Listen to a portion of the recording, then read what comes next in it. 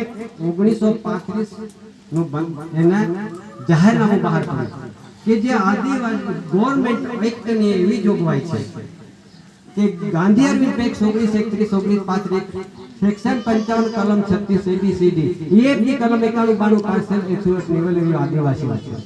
જેટલા બી રાજ્યો સ્ટેટો છે તે બધા આદિવાસીઓના એરિયો વિસ્તાર છે. હવે એમાં 1936 સાલમાં અમલ કરીને બધાને આ જાણી કરવા માટે ફરજ પડી છે. આ સ્પેશિયલ એરિયાનો ડોક્યુમેન્ટ છે. બીજો એક આ દેશમાં જે વખતે મહારાણી એલિઝાબેથ 1961 સાલમાં આ ભારત દેશમાં આવીને પછી એને શું કીધું છે આ તંત્રવાળા, હું નહીં કહેતો પણ આ એલિઝાબેથ રાણીએ કીધું છે કે જે આજે સરકાર કેવડાવે છે પણ સરકાર નહીં, આ તો દલાલી છે, દલાલીની પેઢી છે. આવી રીતે એલિઝાબેથે જાહેર કરી તે ડોક્યુમેન્ટ સાથે પાડેલું છે. ત્રીજો કે આ એક કોમનવેલ્થનો ઠરાવ અને આ ભારત દેશની અંદર 142 ડેલિગેટને 64 ધરીરાષ્ટ્ર એને જે નક્કી કરેલો ઠરાવ છે કોમનવેલ્થ. આ કોમનવેલ્થના ઠરાવોમાં આ ગવર્નમેન્ટ ઓફ ઇન્ડિયા ભારત સરકાર કોણ છે, એમની ઓથોરિટી પાવર્સ કેટલી છે તે પણ ત્યાંથી પ્રસિદ્ધ કરવામાં આવે તે સાથે બાંધેલું છે. તે ગવર્નમેન્ટ ઓફ ઇન્ડિયા ભારત સરકાર કોણ? તો એસી ભારત સરકાર એસી કોઈ કેસરી માતુશ્રી જમનાબા પિતાશ્રી ટેટિયાભાઈ કાંજી મુકામ કાટાસણ તાલુકા વ્યારા જિલ્લા સુરત. હાલ તો તાપી છે પણ તે વખતે સુરત અને ગુજરાત ભારત અને તે વખતે જે ઓથોરિટી પાવર્સ કેટલી છે તે ગવર્નમેન્ટ સરકારને એ ઓથોરિટી આપી છે. બીજો કે આ એક લંડનથી પારિત થયું છે, જાહેર થયું છે કે એમાં શું લખે છે જેટલા બી આ ભારત દેશમાં આવેલી પ્રજા હોય, હિન્દુ મુસ્લિમ પારસી ખ્રિસ્તી જૈન બૌદ્ધ શીખ જેટલું હોય એને વિદેશી આર્ય કહેવાય. એમાં લખેલું છે કે લંડનથી ઠરાવ થયેલો છે કે આ દેશ છોડવાનો પ્રસિદ્ધિ કરેલો આદેશ ઢંઢેરો કોમનવેલ્થનો જુઓ. બધાના ટેબલ પર મુકાયા કે ભાઈ તમે જુઓ હવે આ કોમનવેલ્થનો ઢંઢેરો શું કહેવા માંગે છે. એના ઢંઢેરાને આજ દિન સુધી કેમ ના જાહેર કર્યું? કોણે ના જાહેર કર્યું? આપણા આદિવાસીઓમાં મોટા મોટા ધારાસભ્યો આપણા સમાજના બની ગયેલા છે, સંસદ સભ્ય બની ગયેલા છે, મોટા મોટા કલેક્ટરો બન્યા છે, ડીએસપીઓ બન્યા છે, કોઈ પ્રકારના અધિકારીઓ બન્યા છે ડિપાર્ટમેન્ટના. તો કેમ ના જાહેર કર્યું? આપણા સમાજ માટે કેમ ના આંગળી ઊંચી કરી? કરવું જોઈતું હતું, કેમ છુપાવી રાખ્યું? એના માટે આપણે વિરોધ નથી. હે અમારા સમાજના આદિવાસીઓ ભાઈઓ દિલ્હી સુધી પહોંચી ગયેલા હોય તો આને તમારે જોવું પડશે, આ ઢંઢેરાને જોવું પડશે. એમના આધીનથી તમારે સમાજને બચવા માટે રસ્તો કરવો પડશે. આગળ હવે આ બીએસઆઈ બ્રિટિશ ઇન્ફોર્મેશન સર્વિસ દિલ્હીની અંદર એક ઓફિસ છે, ત્યાંથી કોમનવેલ્થ ઠરાવ આવેલો છે કે જે ઇમિગ્રન્ટ એક્ટ છે, જે લોકો વિદેશથી આવેલી પ્રજા ઇમિગ્રન્ટ કહેવામાં આવે તેમને કાયદો ત્યાંથી લાગેલો છે 8/1/1969 1961 1962 1967 નો ઇમિગ્રન્ટ એક્ટ લાગેલો છે. તે વખતે અહીંયા આવી ગયેલો છે રેકોર્ડ, દિલ્હીની અંદર આવી ગયેલો છે, છતાં આપણા કેમ ના ખોલી શક્યા, કેમ ના કહી શક્યા? આપણા સમાજને વિરોધ નથી. સમજી લેજો વડીલો કે આ જે સમાજને બચાવવાનો રસ્તો નહીં કરશો તો આ સમાજ જશે કાં? આગળ કે ગવર્નમેન્ટ ઓફ ઇન્ડિયા ભારત સરકારના જે વિશ્વના ગવર્નમેન્ટ એક્ટ છે એમનાથી એવા ઠરાવો થાય છે, એમના અંડરમાં ઠરાવો થાય છે, એમના આધીનમાં ઠરાવો થાય છે, એમના જે રૂલ્સના આધારે ઠરાવો થાય છે, બંધારણના આધારે ઠરાવો થાય છે. અહીંયા લખે છે કે તે ઠરાવો દિલ્હી પર આવી ગયા છે. આ દિલ્હીની અંદર ઠરાવો આજ દિન સુધી પડી રહેલા છે. એમાં શું લખેલું છે? એમાં લખેલું છે from British government Lord Mountbatten, from British government Lord Mountbatten, British foreign minister ની પેટ્રિક ગોર્ડન બોકર હસ્તાંતર વાસીઓને આપેલી પ્રાથમિક નોટિસ ઇમિગ્રન્ટ એક્ટ જુઓ. બધાને જાણ કરી દીધી છે કે આ જે તમને નોટિસ આપવામાં આવી છે એ નોટિસને હવે ધ્યાન પર રાખો. બધાને ભલે બી અહીંયા કેટલા બી અધિકારીઓ હશે એ બધાને આ જ્ઞાન અપાવ્યું છે, શાન અપાવ્યું છે, ભાન અપાવ્યું છે કે તમારા જ ઠરાવો, તમારા જ વડીલોએ કરેલા ઠરાવો, તમારા જ લખેલા ઠરાવોને કેમ ના માની શક્યા, કેમ ના માનવું, વિરોધ કેમ? એટલા માટે આ બધાને. અને સરકાર કોણ છે? આ એકવાળી currency government of India Bharat. અને રેવન્યુ ટિકિટ છે તે ભારત રાજસ્વ જે રેવન્યુ ભૂમિ ભારત સરકારની છે. એ ભારત સરકારની ભૂમિ પર એ નોન જ્યુડિશિયલ ભૂમિ ગમે એ ભારત સરકારની તમામ મટીરિયલ ધન સંપત્તિ એ ભારત સરકારની છે. એના આધારે ત્યાં દિલ્હીમાં બેઠેલા અને સુપ્રીમ કોર્ટે એવો એક જવાબ આપ્યો છે બધાને, તમામ નેતાઓને જવાબ આપ્યો, એવો જાહેર કરે છે, જવાબ નહીં પણ જાહેર કરે છે કે જેટલા બી જનાદેશ, એમાં હું નહીં કહેતો, જનાદેશ એટલે કે ચૂંટાયેલા લોકોને કોણે ભાન અપાય છે? સુપ્રીમ કોર્ટ કે એમ કહે છે કે જનાદેશ નહીં બંધારણ સર્વોપરી છે, જનાદેશ નહીં બંધારણ સર્વોપરી છે અને બંધારણ થકી આપણને આધીન મારવું પડશે. વડાપ્રધાન કે રાષ્ટ્રપતિ એ વરિષ્ઠ નથી, બંધારણથી વરિષ્ઠ કોઈ નથી. આ બંધારણ વરિષ્ઠ છે, એ બધું ખ્યાલ આપવાનો પોઈન્ટ. આપણે મુદ્દામાં આગળ છે કે આપણા ભારત દેશની અંદર એવો એક રૂલ્સ બનેલો છે, નિયમ બનેલો છે, લેન્ડ રેવન્યુ રૂલ્સ. લેન્ડ યાને ધરતી, રેવન્યુ યાને મૂલા રૂલ્સ, એનો નિયમ બનેલો છે. તે નિયમની અંદર એવું લખાયેલું છે 396 નંબરમાં, એવું લખાયેલું છે કે જે આવેલી પ્રજાઓ દુનિયામાંથી આવેલી આ ભારત દેશમાં, તે પ્રજાઓને શું કીધું છે એમાં કે ભાઈ તમે આવેલી બહાર દેશથી આવેલી પ્રજાઓને 99 વર્ષના પટ્ટાથી જ રહેવાનું, વધારે નહીં. તે 1873માં કરાર થયેલા છે અને તે 99 વર્ષના પટ્ટે 1969માં પૂર્ણ થયેલા છે. હવે પાછા તમને રિન્યુ કર્યા નથી, આ દેશમાં રહેવા માટે પાછા રિન્યુ કર્યા નથી આજ સુધી. એ તમારા બનાવેલા, તમારા વડીલોએ લખેલા રૂલ્સ અને રૂલ્સના આધીનમાં બધા જ છે આપણે. તો આ રૂલ્સના આધીનમાં કેમ નહીં રહ્યા આજ સુધી? રહેવું પડશે, હવે આવતો છે તમે. અને 458 નંબરમાં chronological table showing the current rules under section Act from government order 2/4/1930 એનો ઠરાવ થઈ ગયેલો છે ગવર્નમેન્ટનો. અને આપણે જે બધા બેઠા છે પરિવાર, એના માટે શું કરી ગયા આ વ્યવહારમાં, આ રૂલ્સમાં, એ આપણે નહીં જાણી શક્યા. આ સરકારનો ઓળખ, સરકારનું પ્રસિદ્ધિ 458 નંબરમાં મુકાયું છે. લેન્ડ યુનિટી 419માં એમ લખ્યું છે કે આ સમાજ કોની છે, આ સમાજ કોણ છે, એમની ઓળખ 419 નંબર લેન્ડ યુનિટીમાં આપેલું છે. તેમાં આમ આપેલું છે કે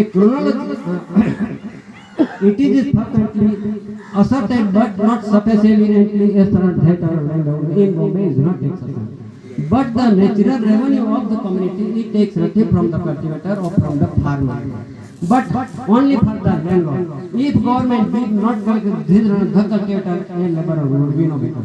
કે એમાં આટલો જ આપણને એક રૂલ્સમાં મૂકી દીધું છે કે હે સમાજ, હે આદિવાસી, તમે natural revenue of the community છો. આપણે natural revenue of the community એટલે કુદરતી પરિવાર છે.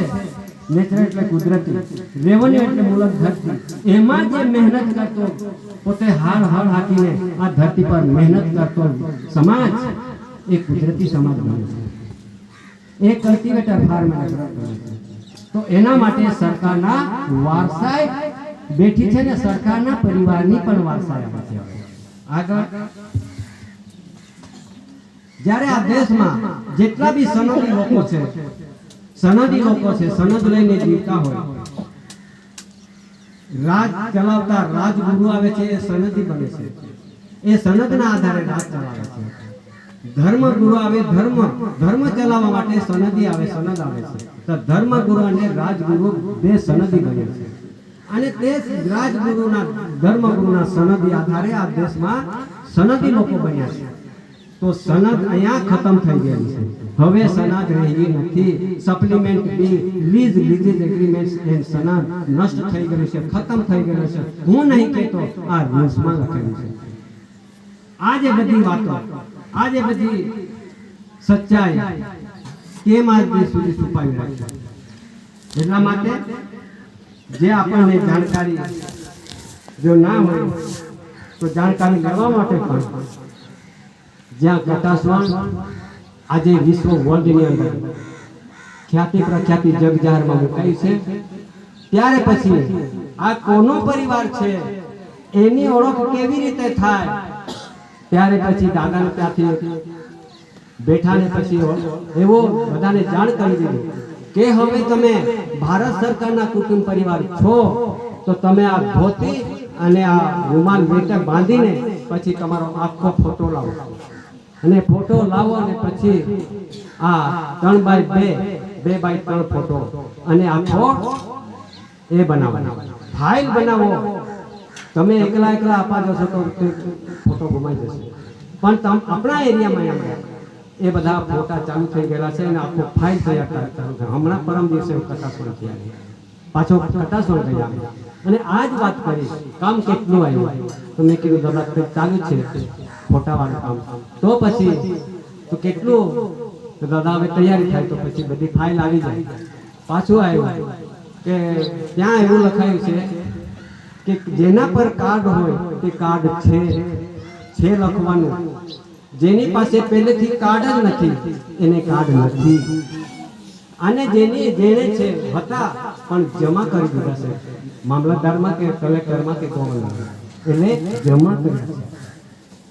આટલા પોઈન્ટ લખશો તો સમાજ નોન જ્યુડિશિયલ કોણ છે ને જ્યુડિશિયલ કોણ છે એમાં નિવારો થઈ ગયો છે. ભલે બી આ જ્યુડિશિયલ તમે કાર્ડ ધારક છો પણ એમાં ગભરાવો નથી, એના પણ રસ્તો નીકળવાનો છે.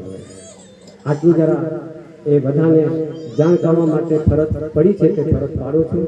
અને એ અમે નહીં કરવાના, આ ફોટાની કંઈ અમારી જરૂર નથી એવું ધારીએ અમે, પણ દાદાનાથી ઓર્ડરથી આ બધું કરીએ છીએ. અને અમે બેઠા હતા, સુકાબાઈ બી છે, બધા સત્યાબાઈ બધા જ બેઠેલા અમે. અને પછી આ ફોટાનો આ રજૂઆત કર્યો તે દાદાએ સ્વીકાર કરી લીધું કે જ્યાં સુધી મારો પરિવાર હશે તો આવી રીતે હશે. દાદાએ તે પહેલેથી બધા લહેંગાને બધા હળગાવી મૂકેલા, પેન્ટ બધા હળગાવી મૂકેલા, અને તે હવે આપણે યુનિફોર્મ ડ્રેસ સાથે એ આપણે ઓળખ કરવાના છે, ઓળખ થવાના છે. આવી રીતે આપણે ફાઇલો તૈયાર કરવાની છે. એમાં કંઈ એવું નહીં કે આપણે ત્યાં આપણે આગળ ઓનલાઈન કરવાનું છે, ત્યાં આપણને મુસીબત આવશે, એવું આપણે શું વિચારીએ? આવું વિચારવાનું નથી. આપણે વિશ્વાસ નથી માલિક પર કે આપણે વિચાર કરીએ, વિચાર નહીં કરવાનો. આગળ કદાચ નુકસાની આવશે. અરે ભાઈ, નુકસાન તો દાદાએ વેઠી લીધું છે. હવે તો પ્રસિદ્ધ થવાનું છે, ઓળખ આપવાની છે. એ પ્રસિદ્ધ થવા માટે તૈયાર રાખવું, અને તે જે કઈ રીતે કરવાનું છે તે તમને જે બધું અહીંયા લાવેલા છે તે તમને બતાવશે. તેવી રીતે કરજો કે આપણું પૂરું એડ્રેસ માતુશ્રી પિતાશ્રી ગામ તાલુકો જિલ્લો રાજ્ય બધે જ આવશે.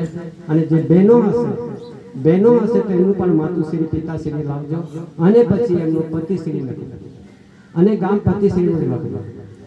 કદાચ પતિશ્રી ના હોય અને માતુશ્રી પિતાશ્રી જેટલું હોય તો કુંવારી બને, તે બાઈ કુંવારી બને એટલે પતિશ્રી લખી. એટલા માટે આવી રીતે આ બધો રાજસ્થાનથી બધે જ રાજ્યમાં કે જિલ્લામાં આ કામ ચાલુ થઈ ગયેલું છે. અને તે પૂછ્યા કરે છે કે ક્યારે ફાઇલ આવશે. હવે આપણે પૂર્ણ ના થાય ત્યાં સુધી જમા કર્યા નથી. જેને તેને જ્યાં બનેલા છે તે જ જગ્યા પર છે. આપણે તો 2-3 દિવસ સરકાર સમાજ આવીને પછી એનું તૈયાર થઈ પછી દાદાને અમે વાત કરી દીધી કે થોડા દિવસ લાગશે દાદા. ત્યારે પછી પરમ દિવસે આવ્યો અને આ વાત તમારે તમારા સમક્ષ રજૂ કરો છો. અને આવી રીતે એ જરૂર ને જરૂર એ કરવા જ પડશે. અને હજુ આપણે અહીંના ભાઈ ગયેલા કે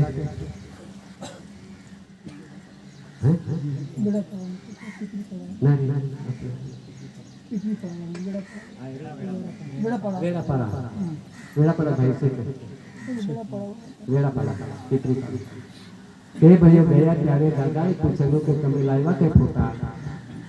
એ પહેલો શબ્દ કાઢે. શા માટે જાહેર થયેલું છે અને પૂછે છે કે તમે આ બધું કરી નાખો. હવે 4 ફોટા કર્યા છે, 2 ફાઇલ પર ચોટાડા છે, 2 તમારા હિસ્ટ્રી રાખવાનું છે, અને જ્યારે પાછો દસ્તાવેજ જે તે સમાજને દસ્તાવેજની જરૂર પડે છે તે દસ્તાવેજ રાખવા માટે જાહેર કર્યું છે.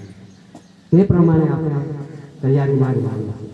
કેમ કે આ જે સંસ્થાની જે ગણતરી છે એમાં આપણે જોવાનું નથી, અને આપણે એ જ્યારે એનું વસ્તી ગણતરી થશે ત્યારે આપણે નોંધ આપવાનું નથી. કેમ કે આપણી પાસે એમાં લખેલું છે કે જ્યારે વસ્તી ગણતરી આવશે ત્યારે જો કોઈ ના લખાશે તો તેને કાનૂન લાગશે. અગર કાનૂન ના લાગે એવો કંઈક એમના કારણ બતાવવું. એટલે આ કારણ આવ્યું, આપણી પાસે આ કારણ આવ્યું. કારણ એટલે કે ડોક્યુમેન્ટ, એ દસ્તાવેજના આધારે બધાને મળવાના છે. એના માટે ડુપ્લિકેટ ના બની શકે, એટલે આપણા પોતાનું નામનું ત્યાં રેકોર્ડ મળશે. કથા શું છે ચાલુ છે, તે રેકોર્ડ માટે આ જરૂર છે. આપણે એ ફોટા સાથે બધું થાય. અને એવું નહીં ધારતા કે અમે ભારત સરકારને